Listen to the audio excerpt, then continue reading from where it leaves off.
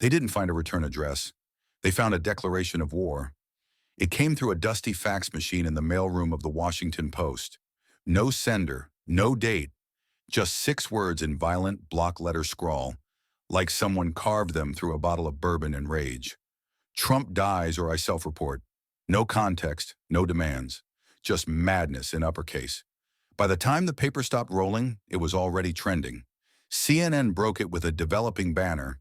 MSNBC wrapped it in piano music. The Daily Beast called it disturbing yet understandable. And Fox News? They didn't even need a headline. Just showed the facts, raw, jagged, unedited, and let it speak. But somewhere deeper, not on camera, inside the West Wing, a phone slammed down. Not a dropped call, a declaration, the kind of slam that clears a room, because buried in the initial DHS incident report was a line that made blood pressure spike in every secure room from Langley to Capitol Hill. Subject entered via CBP One mobile intake system, a phone app, not a border agent, not a background check, not even a human being, a damn app. And now, thanks to that app, someone walked into this country, got processed in under 4 hours, and threatened to assassinate the President of the United States. Let that sink in. Not a visa, not a judge, not a checkpoint. An app, marketed as compassion, built like a trapdoor. But by the time anyone said the word terrorism, CNN was already massaging the angle. They didn't call the suspect dangerous. They called him desperate. An undocumented migrant, possibly manipulated by right-wing actors. Even floated the theory that the fax machine itself was compromised. Because in this upside-down America, machines can commit hate crimes, but border loopholes can't. Social media exploded. The war lines redrew in seconds. One side shouted, "This is what happens when you trade borders for emojis." The other posted, "Number we stand with him." Yes, with him. The man who faxed in a threat to murder the commander-in-chief.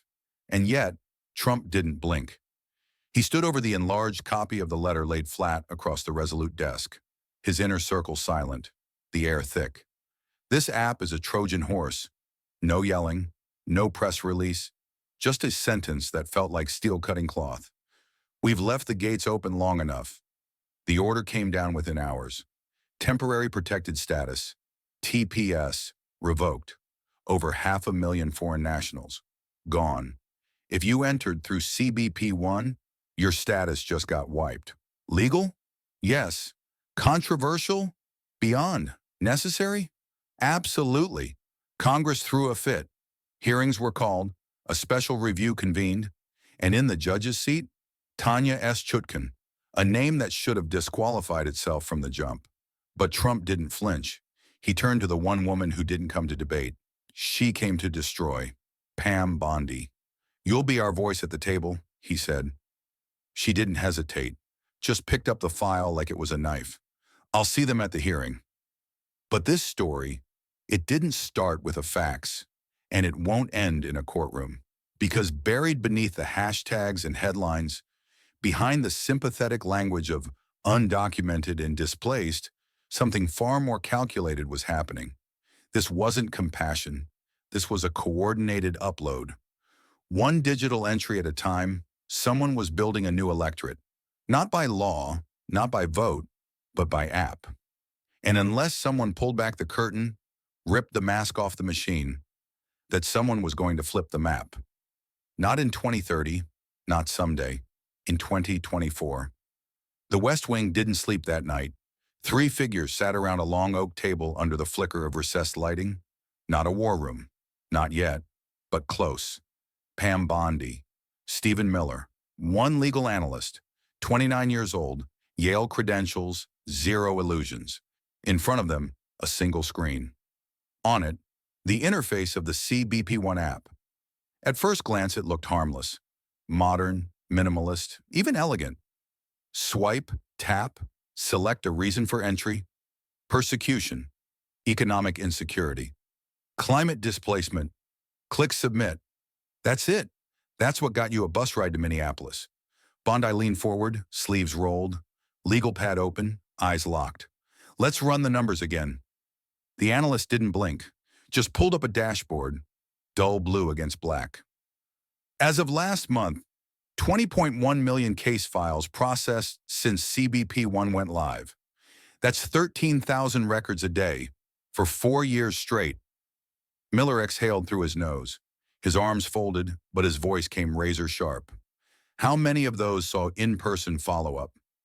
The analyst shook his head. Less than 12%. Most were provisionally accepted due to emergency backlog. The algorithm flagged them as urgent. Define urgent, Bondi said flatly. Could be anything. Claiming fear, no food, no shelter. Doesn't require documentation. Just keywords. Miller leaned back in his chair. So let me get this straight. We've turned immigration law into a Tinder profile. You swipe right on desperation, get a court date 5 years out. Maybe. Bondi didn't react. She clicked her pen once, the sound like a loaded chamber. Who built this? The analyst hesitated. Launched in 2021, during the pandemic, marketed as a COVID precaution, it bypassed Congress, deployed under executive emergency authority, never voted on. Bondi's eyes narrowed. So no hearings, no authorization, just rollout by decree. Correct, the analyst replied. All classified under health and humanitarian response. She stood slowly, walked to a digital map pinned on the far wall. Red dots scattered across the southern states. Entry points. Then she zoomed in. The red turned into purple, then into blue. They weren't solving a crisis, she said, voice low. They were reshaping the map. Miller stood next to her, arms still folded. And it's not just volume, he said. It's placement. Counties in Arizona, Georgia, Texas, flipping registration trends within 18 months. Entire voter rolls shifting where CBP One used clusters. Bondi turned to the analyst. Show me internal comms, anything that wasn't scrubbed. The analyst typed quickly, projected an archived email onto the main screen. Subject line, Scalable Voter Expansion Pathways. Focus, Central America. One sentence circled in red, projected absorption of app-based asylum seekers will shift district-level demographics significantly, enough to guarantee control for 2 cycles minimum. Bondi froze. Miller didn't. There it is. Not a bug, not incompetence. Intent. Bondi's voice dropped. Courtroom cold. They didn't forget the Constitution. They routed around it. She turned. A final folder on the desk waited like a trapdoor. The analyst opened it. Case file, CBP app 40477-G5091. Name redacted. Origin, Venezuela. Processed 3:42 a.m., 3 months prior. Flagged humanitarian priority. Bondi squinted. Is that? Yes, the analyst confirmed. The man who faxed the threat. Approved in less than 3 hours. Pushed by an NGO in D.C. That NGO, listed as a financial partner of the National Judicial Policy Initiative. Oversight Board? Judge Tanya S. Chutkan. Bondi went silent. 10 seconds. Not a breath. Then, without a word, she closed the folder like a verdict. They handed us the smoking gun and bet we'd be too polite to pull the trigger. She turned to Miller. Set the framework. Subpoena everything tied to that NGO. Draft my pre-hearing remarks. Miller nodded. The analyst closed his laptop. The meeting didn't end with a debate. It ended like a sniper loading a round. Because what started as a weird fax wasn't just a threat, it was a breadcrumb, leading straight into the motherboard of a silent coup. They hadn't just stumbled into an app. They'd found the lever to a machine built to move votes, not people. And now it was time for the country to see it too.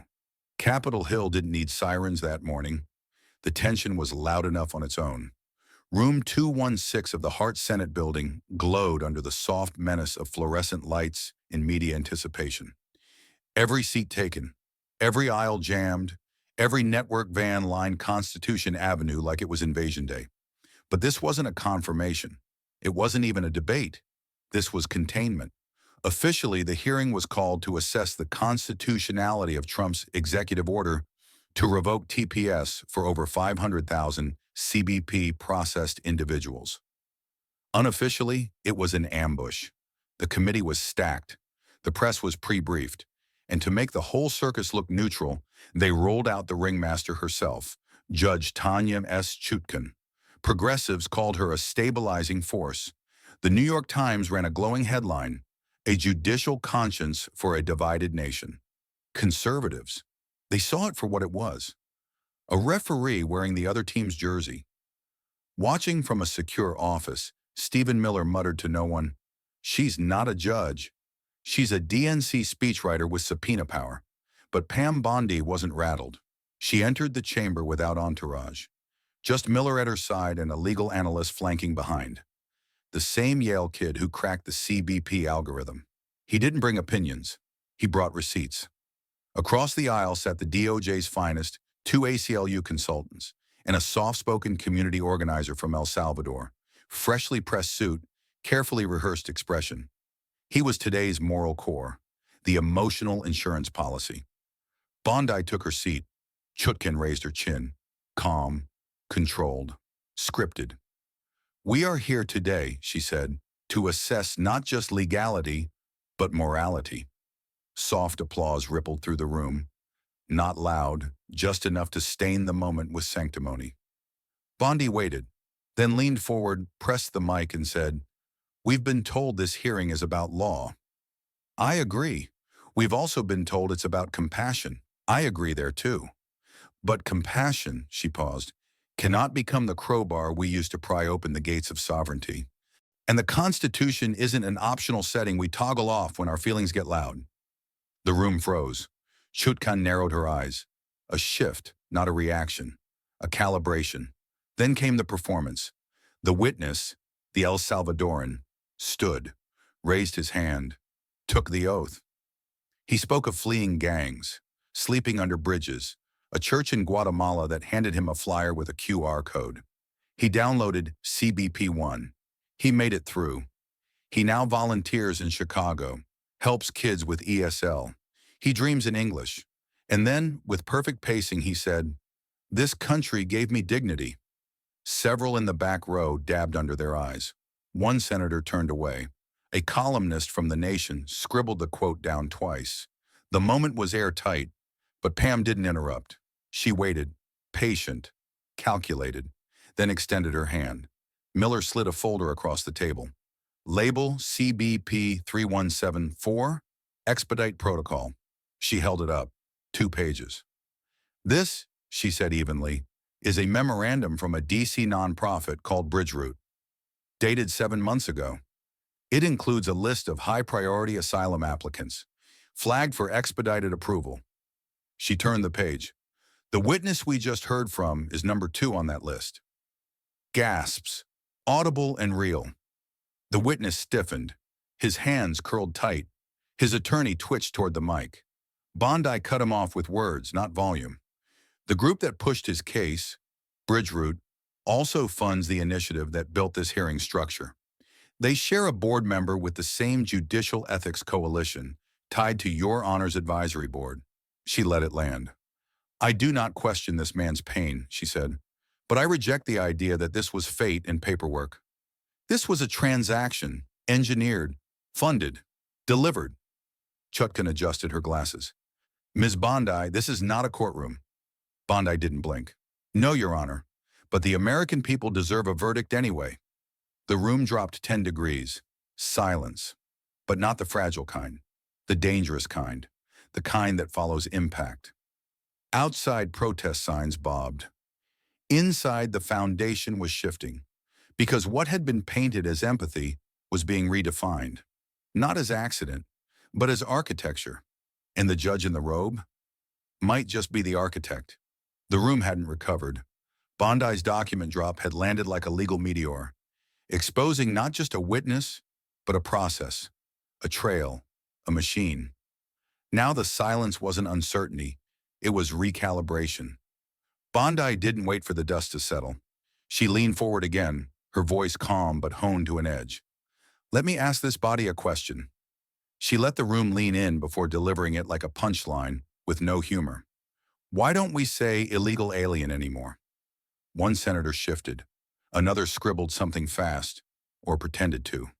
Why the sudden coordinated shift to undocumented or asylum seeker in transition?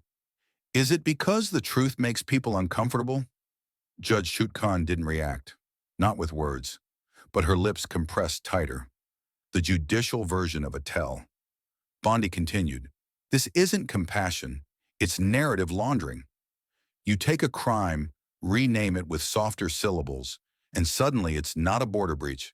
It's a hiccup in paperwork." She gestured to the hearing room screen. The Yale analyst tapped play. A 37-second CNN clip filled the chamber. A polished anchor, soft voice, sipping from a branded mug. "We try not to use the term illegal alien anymore. It's considered pejorative. We prefer undocumented because no human being is illegal." The clip cut. The room didn't move. Bondi looked back at Chutkan, then turned to the audience again.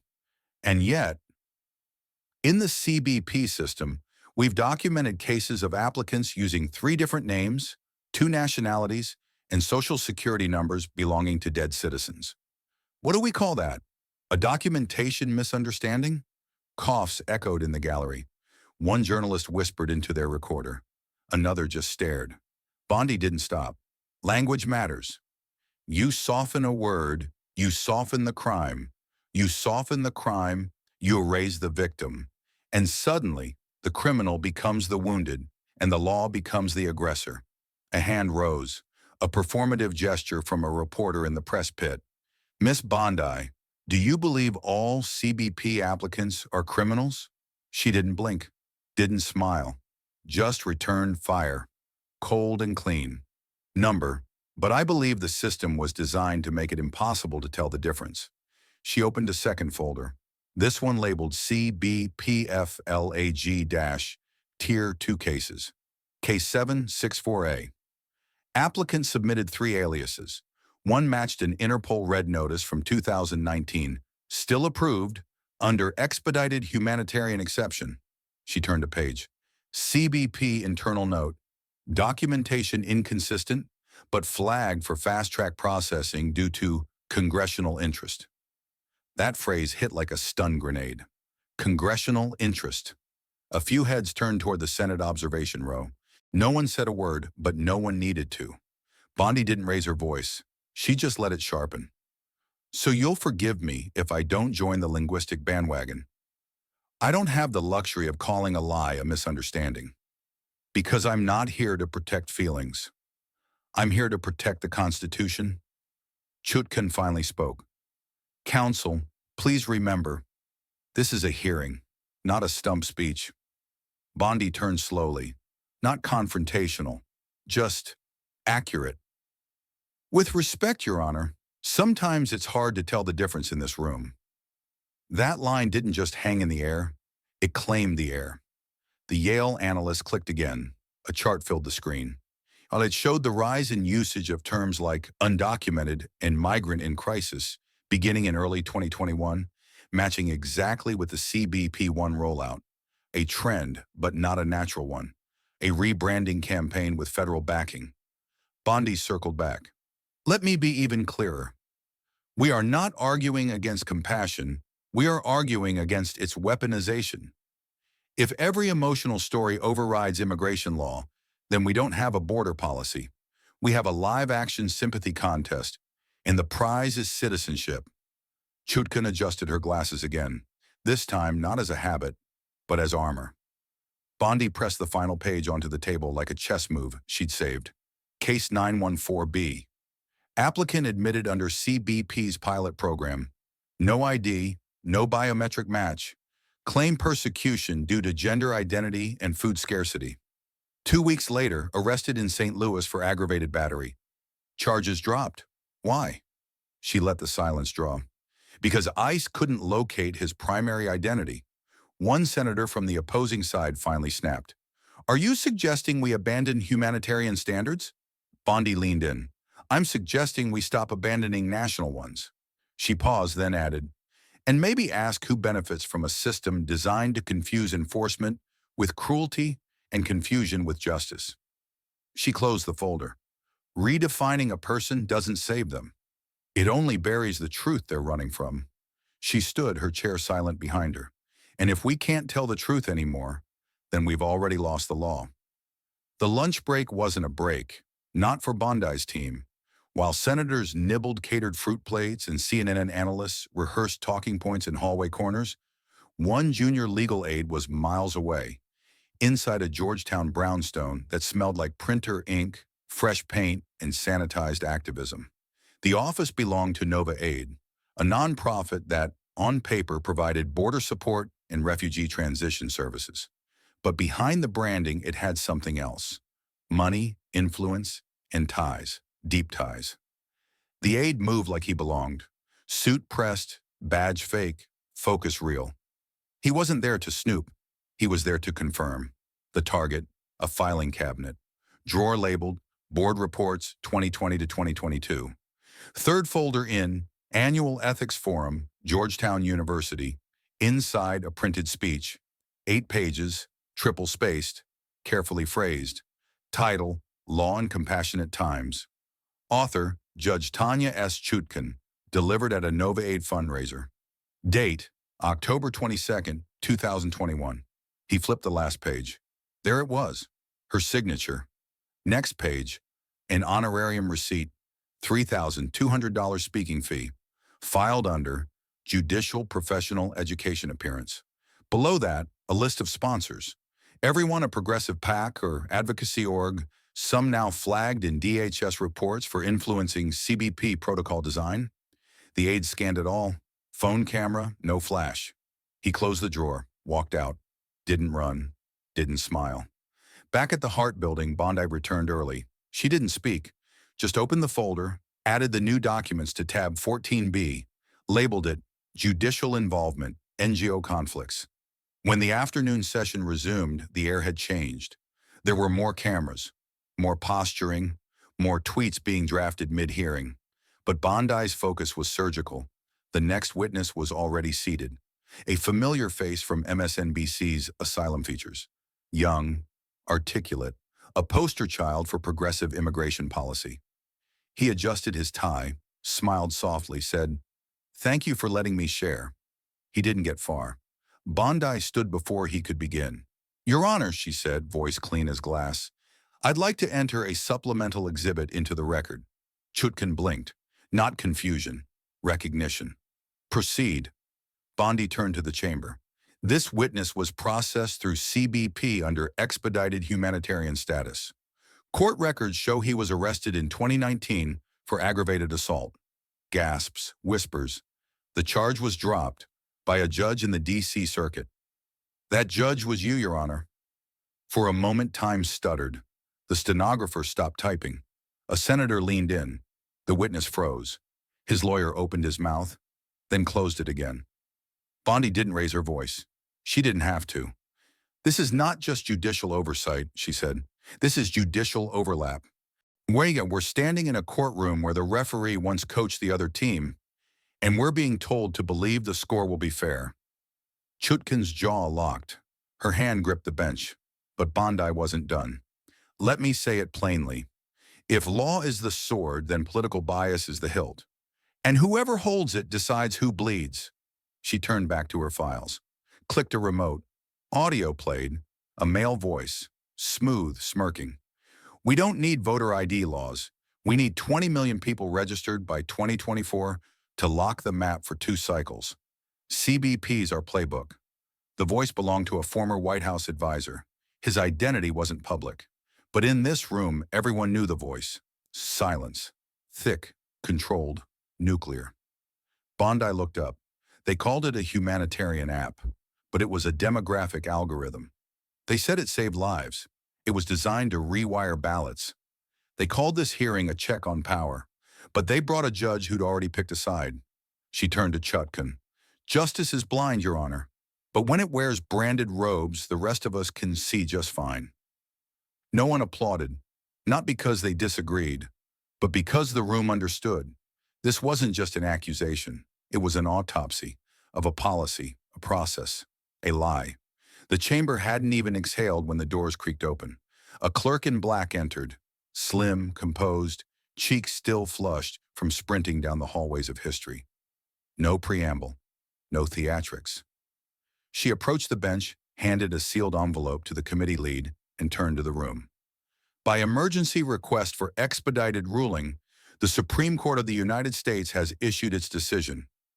Every phone went still. Every journalist froze mid-keystroke. By a vote of 7-2, the court affirms the constitutionality of Executive Order 14878. The President has full authority to revoke TPS status granted through non-legislative mechanisms. The removal protocol stands. There was no eruption, just cracking. On the right side of the chamber, a few stood slowly. Applause didn't explode. It settled, firm, grounded, like gravity being restored. One senator whispered, "It's about damn time." On the left, chairs scraped back. Some spectators walked out fast, others slower, shouting as they went, "This is legalized cruelty. Shame! The court just murdered mercy." But no one argued with them. Not Bondi, not Miller, not even Judge Chutkan. She remained seated for 6 long seconds, her hands still, her robe heavy. Then without a word she stood, not in rage, not in defiance, just acknowledgement. She looked across the room, not at Bondi but through her, then turned and walked out, the black of her robe trailing like a retreating thesis. Outside along First Street, a quiet crowd waited. No chants, no chaos, just signs held high.